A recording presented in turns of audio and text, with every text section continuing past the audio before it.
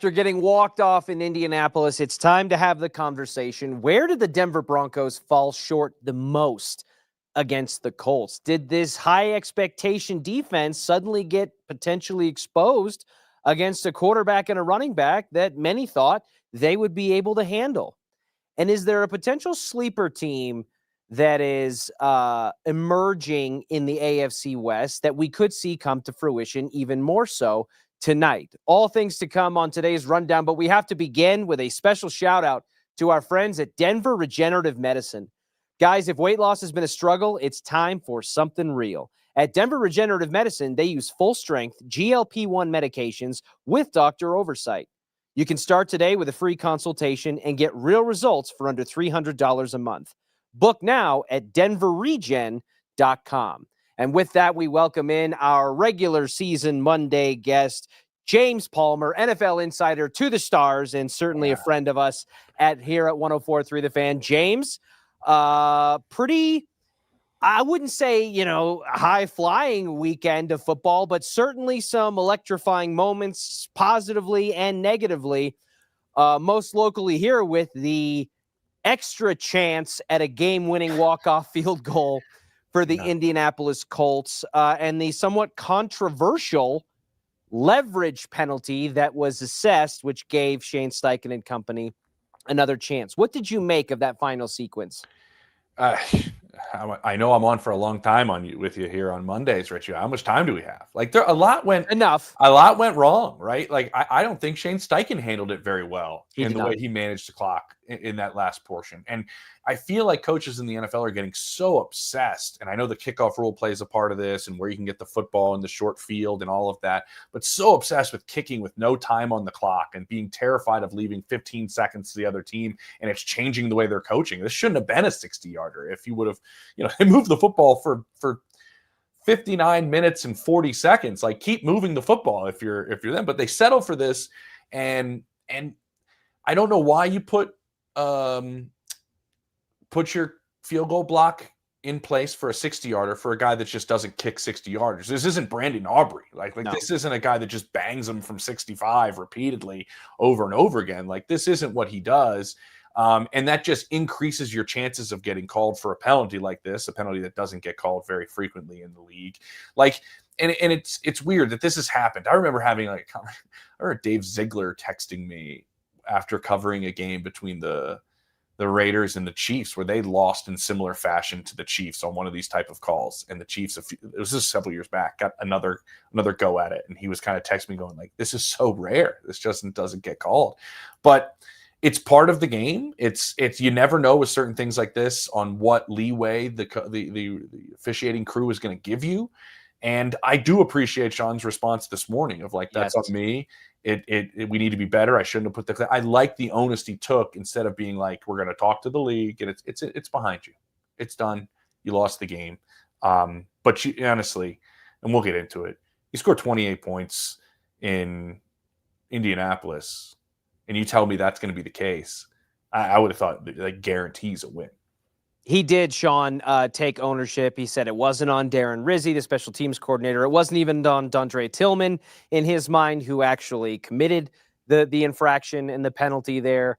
And it is kind of a curious situation, to your point, where with the down and distance situation and the length of the kick and the inexperience of the kicker in question, albeit he didn't miss up to that point during the day, but with that kind of distance, put that kind of emphasis on it and to put yourself in a position for something quirky like that to happen. We got the official explanation from the pool report, thanks to our buddy Jeff Legwold. And the explanation from the referee was this: for leverage, as a defender, you're not allowed to place your hand on an opponent or a teammate and push off to propel yourself into the air to block a kick. In this case, number 92 came across the line to the right guard, and he put his hands on the right guard and pushed off of him to elevate himself into the air in order to try and block the kick. You're not allowed to do that. It is a personal foul and a 15-yard penalty. In this case, since it was the last play of the game and it was a foul on defense, we extended the game for one untimed down and assessed the 15-yard penalty, and they were able to run another play.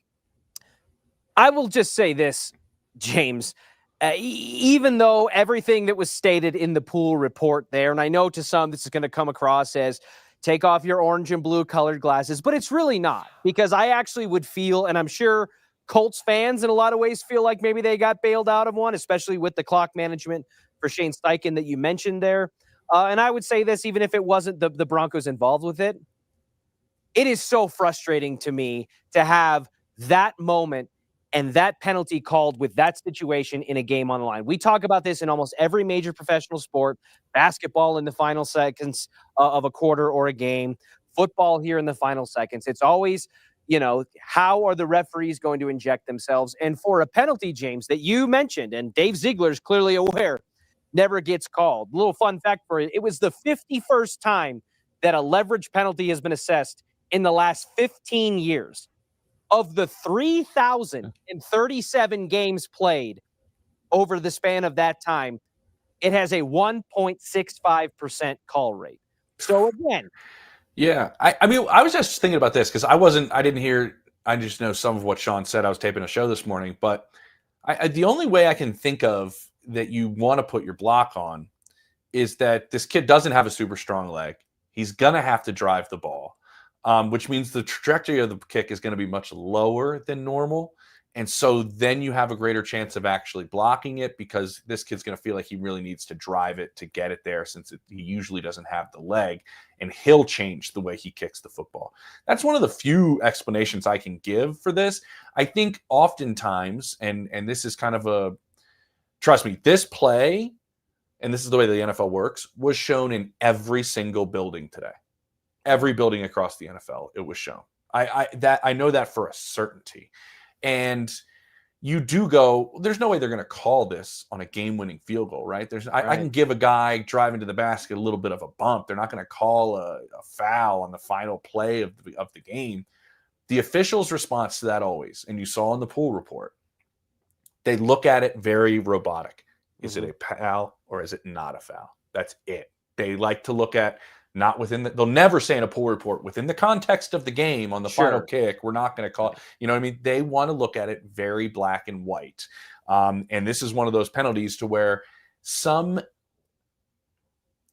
instance of it probably occurs regularly. I was just going to say that. And you can take still images from other field goals by the Colts in that game, extra points on both teams. This kind of feels like you can call holding on basically every pass play it's in also, the NFL. Yeah, it's also like, I think, and this happened to Bo maybe once or twice, I want to say, and it happened to Penix a couple times last night. Like, there's also that, like, you don't know how the referees are going to call that 1 second grace period when you're running out of time on the play clock. Some referees give you like it hit 0, a beat, and then there's a flag. Some it's like it hit 0, we're throwing the flag. Like, there are these certain instances of the game to where like you don't really know. And it's just magnified because of the spot it was in. But honestly, it shouldn't have been a 1-score game anyways. It should not. And so, and I'll say this: I appreciate and I understand the explanation from the referee in question, Craig Rolstad, but I do agree with you that it does happen on a lot of plays, probably that it goes uncalled, a 1.65% call rate. In the last 15 years. And it just frustrates me because there's a part of me that's like, why shouldn't a defender be allowed to use, in what other context of a game is an offensive lineman or a defensive lineman maintaining and gaining leverage a penalizable offense? And I'm sure there's probably some kind of health and safety risk or there is injury. Because of the nature. It's based off of the center because of the position that the long snapper is in is a big part of why this rule is there. And I believe that. But then I also go back and I watch the cut-ups, and the guards on a lot of those plays, and specifically with that Colts play, they come off the line of scrimmage with their heads down and their shoulders, they're going down. So it's almost inviting that kind of contact. I digress. It was a silly ending, but to your point, and I agree with you, it wasn't necessarily the reason, in my opinion, why they lost the game, because they should have never been put themselves in that position. What Shane Steichen and Daniel Jones and Jonathan Taylor and that Colts offense as a whole was able to do on a defense that nationally, let alone locally, nationally, was being heralded as one of the best defenses in the NFL is what put them in that position. You've got a situation where Daniel Jones, who had to win the starting job in a reclamation project style appearance with Indianapolis, throwing for over 300 yards and 2 touchdowns. Jonathan Taylor goes over 200 in total yards, and their field goal kicker never misses, 5 for 5 and 2 for 2 on the extra points. I understand that they bowed their neck in the red zone, and that's why you have 5 field goal kicks, especially a lot of those from shorter distances. But James, did the way that the Colts defense attacked the Colts offense attacked the Denver Broncos defense in a way that included going at the reigning defensive player of the year in Patrick Surtain and not being afraid to muscle up and run the ball? Did the way that they approach this game plan, the Colts offensively, change the way that you potentially look at the Broncos defense and what they're capable of, albeit in a shorter sample size? Yeah, I mean, how interesting is it, Richie, to have Patrick Surtain answering questions last week about how do you stay engaged when nobody throws at you? You know, how do you do that? And what do you have? 1 target and you got a PBU. And how do you go about it? Oh, it's hard. He led the team in tackles on Sunday. Why? They threw at him, and it didn't matter the receiver. No, Josh Downs, Alec Pierce, it didn't matter. Michael Pittman. Matter. Warren, Pittman, Downs, Pierce, everybody. They didn't care.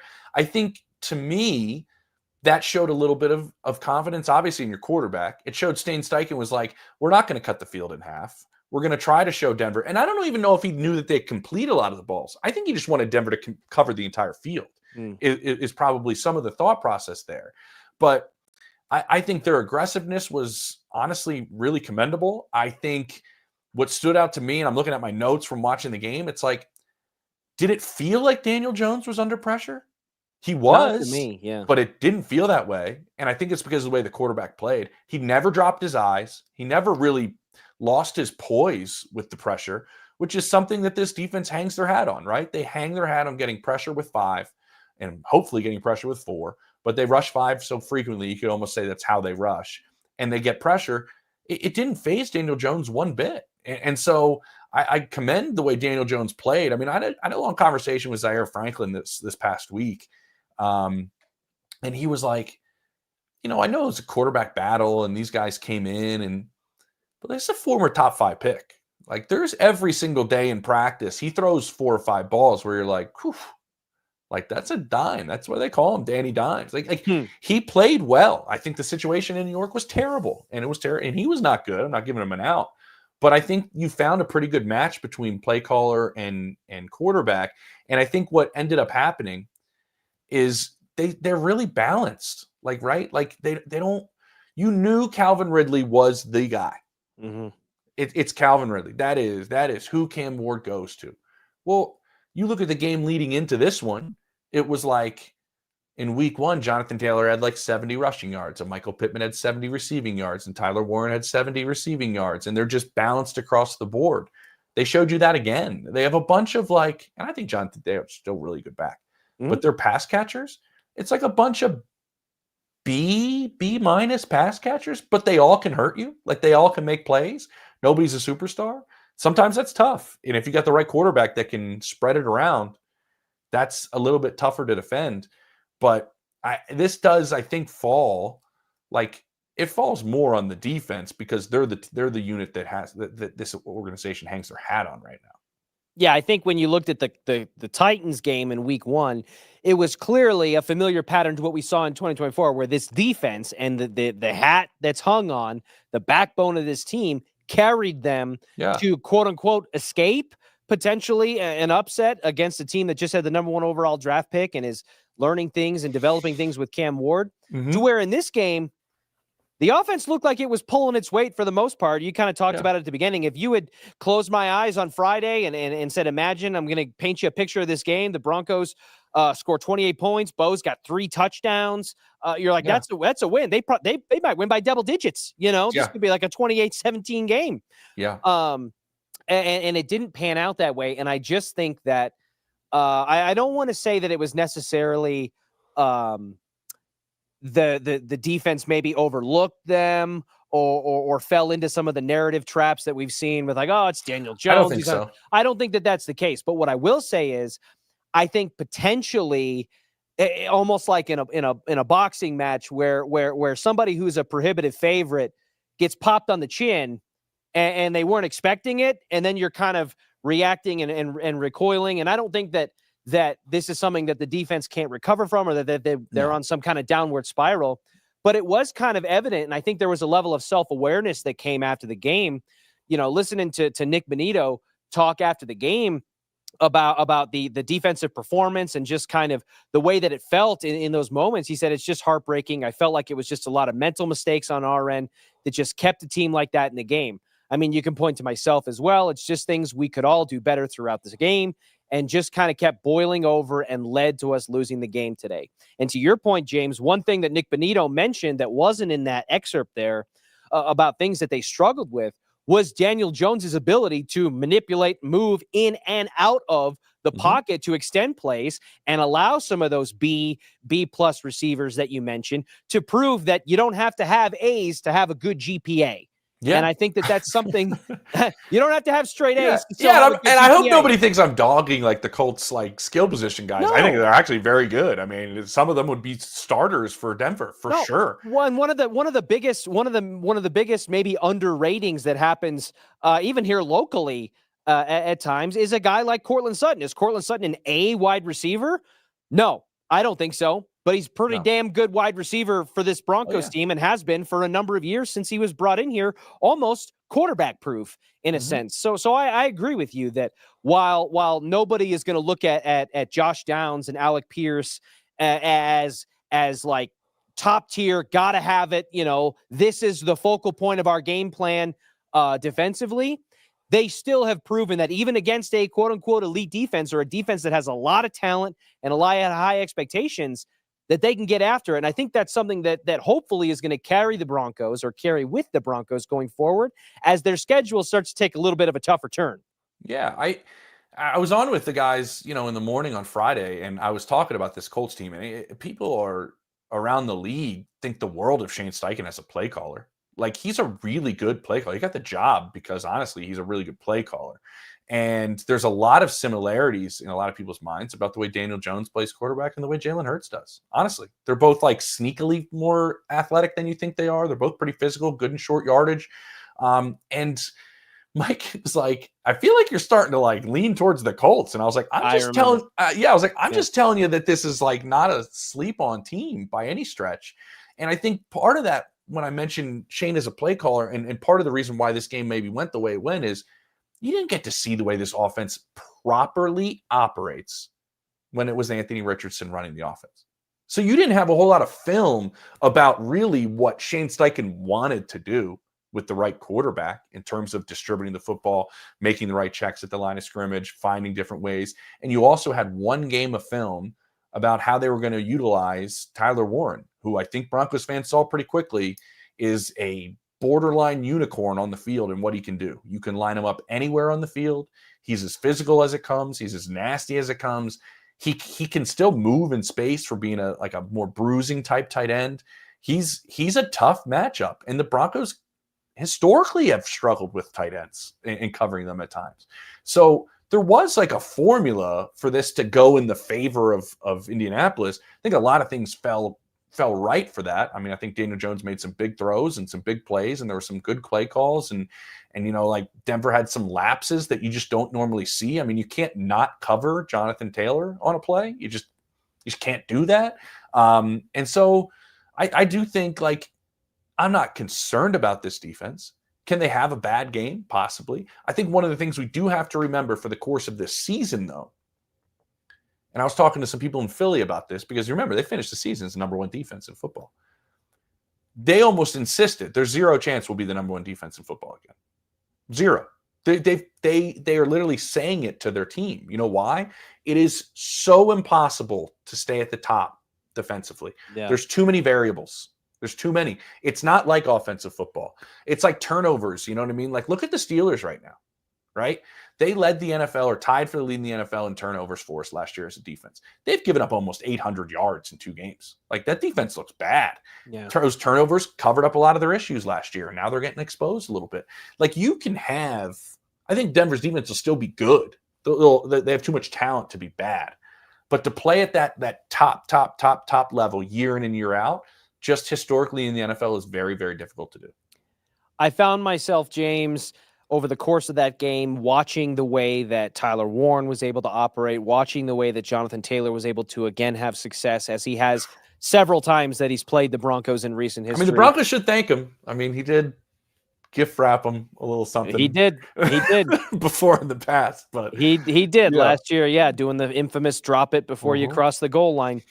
But James, I'm watching Jonathan Taylor operate as a runner and a receiver. I'm watching Tyler Warren just eat in the middle of the field and be moved around as a joker piece kind of looking player. And I just kept thinking to myself, man, how much does this defense miss Dre Greenlaw and the potential for him to be out there? Given what we know and what you've heard about Dre Greenlaw and the potential on-ramping process that he will hopefully be a part of soon, just how much of a hole is there in the middle of the defense the longer that Dre Greenlaw continues to be sidelined due to injury? Yeah. First up, watching the game, and I've only watched it once. I need to watch it again. I don't think Justin Strnad and Alex Singleton played bad. I don't think they played bad. No. But Dre Greenlaw is a difference maker. Right. Like, he is an absolute difference maker. I was curious going into the game, you're right, on what they were going to do against Tyler Warren. Like, what is your game plan? I mean, Pat's a bigger corner. Maybe he's a better matchup for like a Bowers, who's different than Tyler Warren. Like, I was curious what it was going to be. I mean, he ran away from both linebackers I mentioned. Like, he just he ran away from both of them, and so he is a big miss. Like, they were banking on him, like, transforming this defense. That's what I was told. He's going to take a really, really good defense to a whole nother level. That's where they thought. And that's how good of a player he is. So, yeah, you're definitely not better or near equal when he's off the field. I think he's close, to my understanding. I think it's relatively close. I think there's a concern of, like, come on, we need you back, re-aggravated, because that's kind of what happened. And then, like, bang, you don't see him for half the year. They don't want that. But, yeah, it's a different group without him. I mean, it really is. And they've been banking themselves on a defensive line that is so good that linebacker play is played just clean, right? You just see the field so easily because what's in front of you is just taken care of because that group is usually so good for them. And so that allows that player, if you have a talent level like Dre Greenlaw does, to go make a lot of plays. And I mean, like, game-changing type of plays. And that's what they're waiting to have happen. And it wasn't there. It wasn't. And you mentioned those players. Like, I'm thinking of Evan Ingram as well when you're having that conversation to me. You know what I mean? The Joker. You know, you're looking for that. It's become so important. And it's funny. I asked Sean about this last week when I said, just, how has that position changed and how you scout it? Like, guys coming out, it's so difficult. It's a really difficult evaluation with guys coming out of that middle linebacker spot. And it's becoming so vital on how your defense operates because of these tight ends we're talking about, because of the deep shell coverages. We're getting in the weeds here, but because of these too high type of coverages that are happening, what's become extremely prominent? The intermediate game, right? The intermediate game. And so who's making the plays in space in the intermediate game? It's these linebackers that need to be able to move and cover. And the position has just dramatically changed in a lot of people's minds, the way they view it, and the importance of it has changed, like, big time. You need these guys to cover a lot of space. You used to look for your matchup on a player. Now you're looking for your matchup with space. And that's why Dre Greenlaw was probably so sought after by Denver and why you're seeing a little bit of a difference. And you look at the on-ramping potential here, James, with the next 3 games for the Broncos, albeit with a pretty significant injury that maybe changes the complexity of one of them. But you've got the Los Angeles Chargers, who I want to dive into a little bit more in depth. You've got the Cincinnati Bengals, and you got the Super Bowl defending champion Philadelphia Eagles, all of which the Chargers, who have a strong identity under Jim Harbaugh of running the ball and proved in week 1 against the Chiefs, and maybe a little bit later tonight, proved that, hey, we're okay with letting Justin Herbert grip it and rip it as well. And he's proven to be able to do that when given the opportunity for the most part. You've got the Bengals, who have boatloads of talent at running back with Chase Brown, at tight end, at the wide receiver position. Obviously, now the injury to Joe Burrow and the announcement that he's going to miss probably 3 months due to a turf toe injury of a significant nature. But I'll say this about the Bengals, and it played out in real time yesterday, and I think it's played out a handful of times as Joe Burrow's had a hard time staying healthy, over the course of a season. You're not going to replicate a talent like Joe Burrow, in my opinion. He's like a unicorn type of player. Yeah. But I don't think the offense takes such a significant step back with Jake Browning that he can't, with that talent around him, even with the limitations they may have in the offensive line, in pass protection and on defense, do something similar to what Daniel Jones was able to do just yesterday against the Broncos. So I think that's a tough one. And obviously you've got the Eagles on the back end there.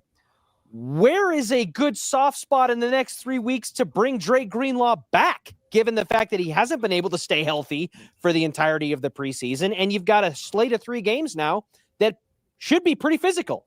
Yeah, let's make it clear. It's not like we're looking for a soft spot. We're looking for as close to 100% as we can. We're not bringing him back at 80. You know what I mean? Like the opponent doesn't matter as much as where his spot is in terms of the injury. I think that's kind of like the big spot. But like, welcome to football in the AFC West, man. Like you know what I mean? It's a big part of what this season is. It's a much tougher schedule than they had last year. It really is. And that's why, I think you and I had talked during training camp, watching practice together. And I think we said to each other, like, there's a very good chance this team could be much better than it was a year ago and finish with the same record.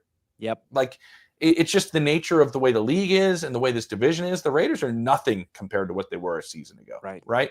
The Chargers look, and we can talk about them. I mean, they're the clear favorite to win the division right now. If you look at Vegas, they're the clear favorite to win the division. And so, mainly because they're also starting the season with like the very rare playing all 3 of my divisional opponents in the first 3 weeks. That just does not happen. That is exactly where I wanted to go with the Chargers, because while I don't think they should be considered a quote unquote sleeper to win the AFC West, you mentioned the Vegas perspective of it. And I think that it's certainly magnified by the slower start than we've ever seen with the Chiefs in the Patrick Mahomes era. But this Chargers team, one, just from a talent perspective, going into another year of Justin Herbert and Jim Harbaugh, getting, players in the building. I know they lost Rashawn Slater, but they bring in Omarion Hampton, and they have what they hope to be a more competent run game than what they had previously with J.K. Dobbins. And the fact that, as you alluded to, they start their first 3 games of the season with divisional opponents. They beat the Chiefs. I think it's a very safe bet, or at least a reasonable bet, to say they've got a good chance at going toe-to-toe with the Raiders tonight, who I agree are much more improved, but I think they'll probably win that game a little bit later tonight.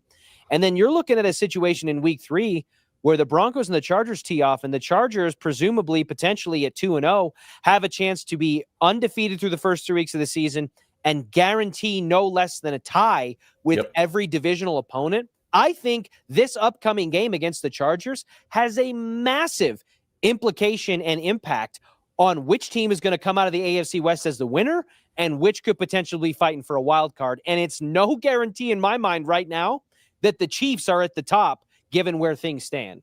Yeah. I think it does stink for the Chargers that game in São Paulo, Brazil, was quote unquote a home game for them. So they still have to go to Arrowhead. I think that stinks. But yeah, like, what did Harbaugh do in year 2 in San Fran? He went to the Super Bowl. Like, this is year 2 for Justin Herbert with Greg Roman and Jim Harbaugh. Like, we've already seen I know the sample size is small, but like, you saw him come out and play like I think most people have been expecting him to play over the last couple of years. If there's another player, and I know everybody is like, Jaden Daniels is like the name right now, and I'm not taking anything away from Jaden. I think he's very talented. The last 3 years, who's the one person we've been like, if there's anybody talented enough to get into that top group of 4 of Burrow, Lamar, Josh, and Mahomes, it was always Herbert, right? Like, always had the talent to get there. To the point where there almost started to be frustrated. Frustrated, and like almost like a negative reverse narrative to say, wait, how does this guy keep getting the benefit of the doubt that he can do all these things that these older quarterbacks can do without accomplishing it? But he gets that way because from an intangible standpoint, from a measurable standpoint, and from the eye test standpoint, regardless of his postseason record, the guy looks like a damn good quarterback a lot. He does. He really does. And so when I look at it, it's kind of serendipitous when I look at all these things. I mentioned the Harbaugh thing.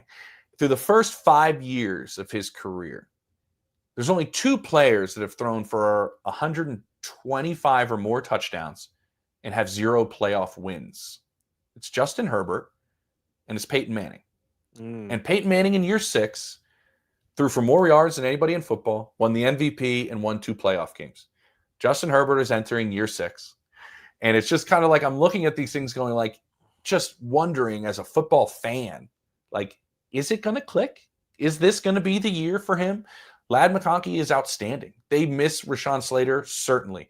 Joe Alt slid over there and played brilliantly, like into the left tackle spot. He's tailored. He's like built in a lab to be an offensive tackle. It's unbelievable. He's unreal. And he slides over to the left tackle spot and plays great.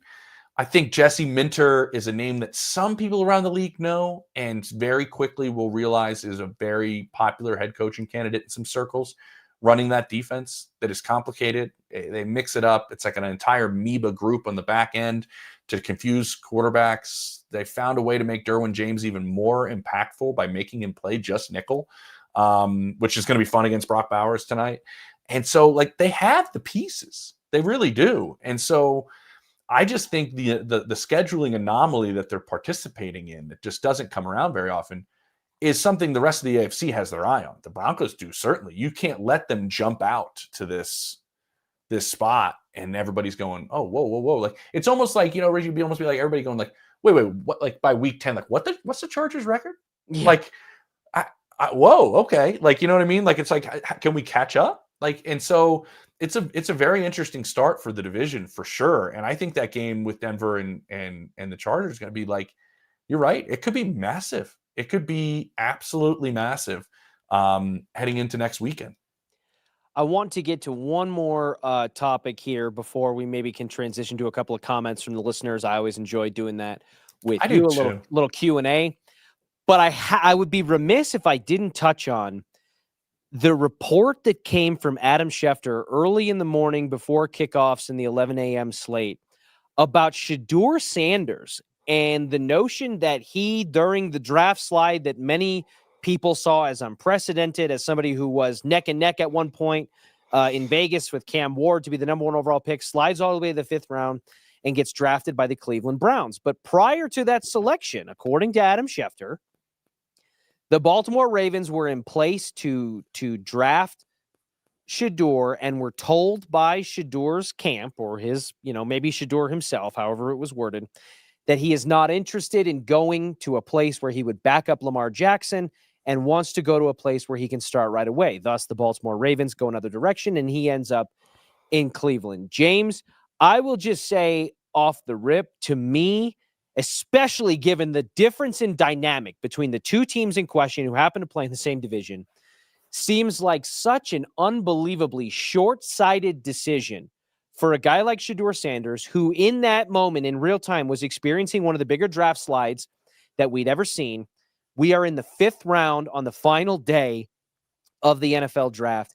And to have an opportunity to go into a building like Baltimore, where you have a head coach and an offensive staff that has proven on multiple different occasions to cultivate an offense around and build Super Bowl champion caliber and MVP caliber quarterbacks in 2 completely contrasting styles, with the continuity and the culture that they have in that building, to turn that down and find yourself with their fellow division mate in Cleveland, who is basically the complete opposite end of the spectrum of everything that I just said about Baltimore. James, help me rationalize that decision from Shedeur Sanders. What did you make of that report when it broke early Sunday morning? Help you rationalize. I mean, doesn't it though? Everything you said is not wrong. I think it's accurate. But doesn't this still add up for Shedeur Sanders? Like, doesn't it still make sense? Like, don't you think it's you know what I'm saying? Like, I think it's the wrong decision as well. And I agree with you. But doesn't it still make sense that it's something he would do? I think so. Yes. Okay. If you're phrasing it that way, like, am I surprised to hear that came out? No.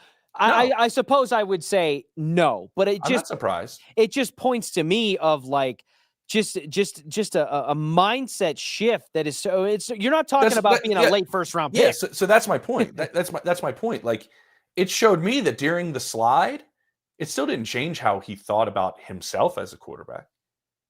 During the slide, when honestly I was told a lot of information was getting back to him about what these teams actually thought, apparently did not change his perception of himself as a player, for good or bad. But to me, the word that you said, and it's the word that I've heard around the league since this report came out, is short-sighted.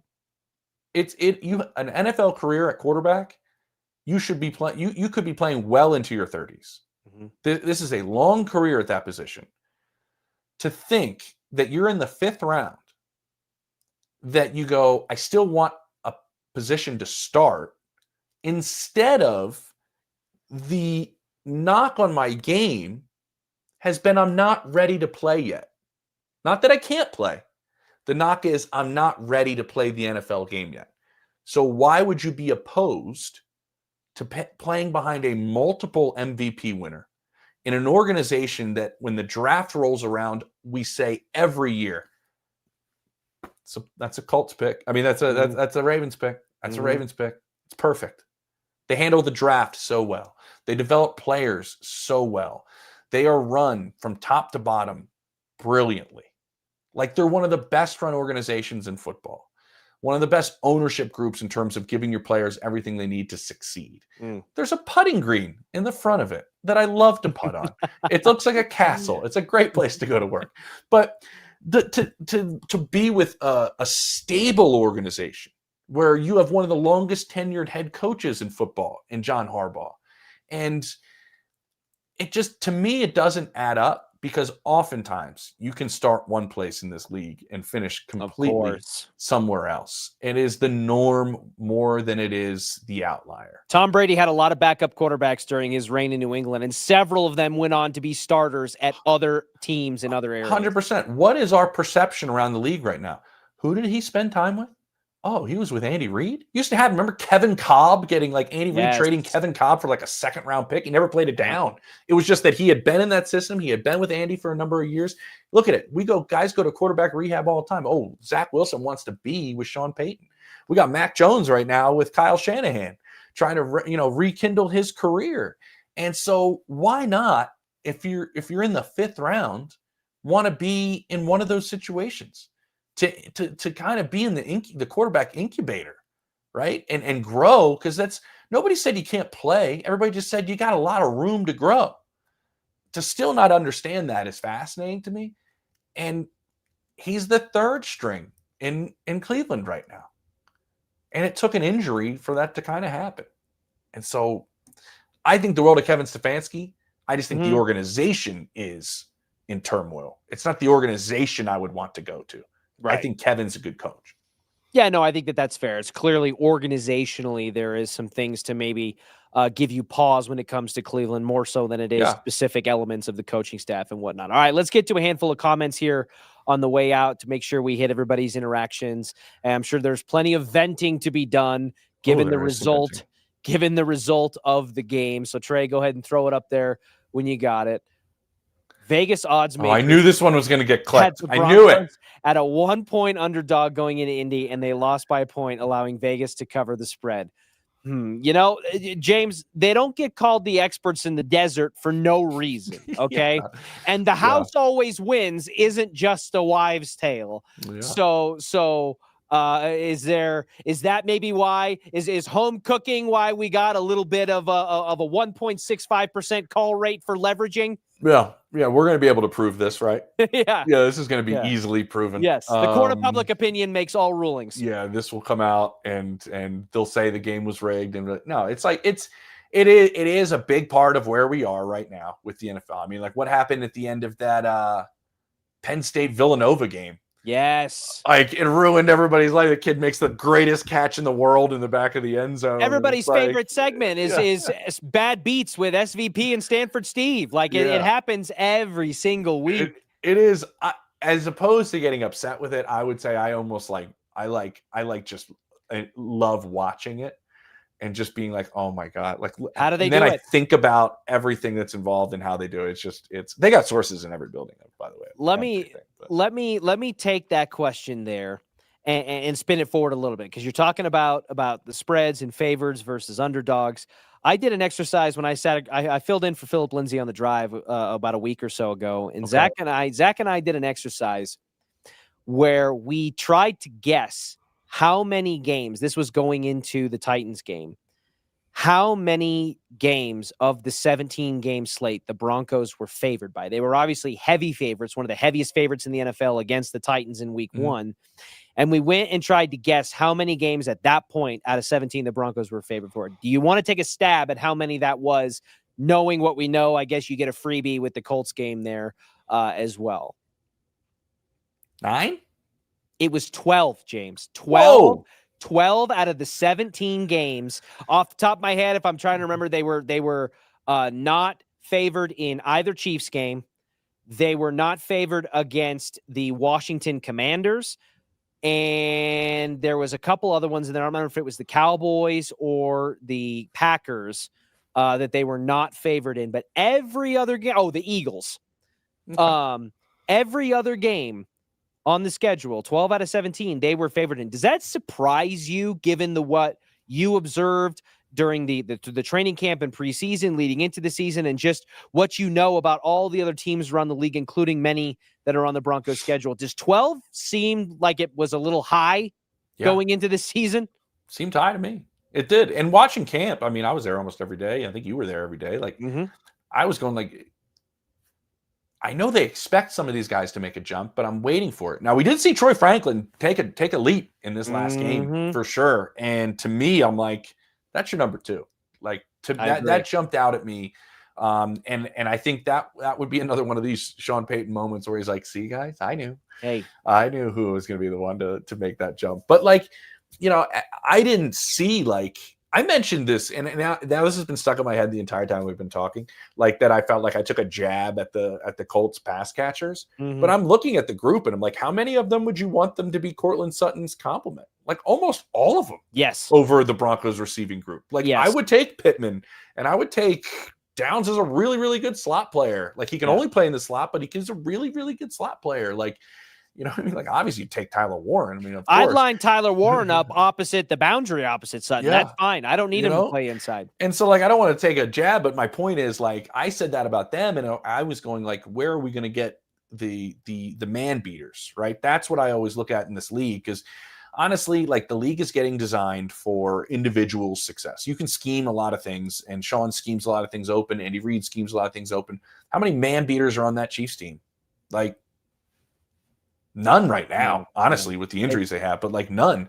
And so, like, you need those type of players. And that's where I was kind of scratching my head a little bit going, okay, Sean can make up for it to an extent. He certainly can, because of the play caller he is and the designer he is.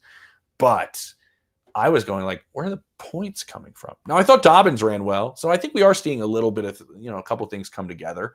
But yeah, 12 is high. 12 is high.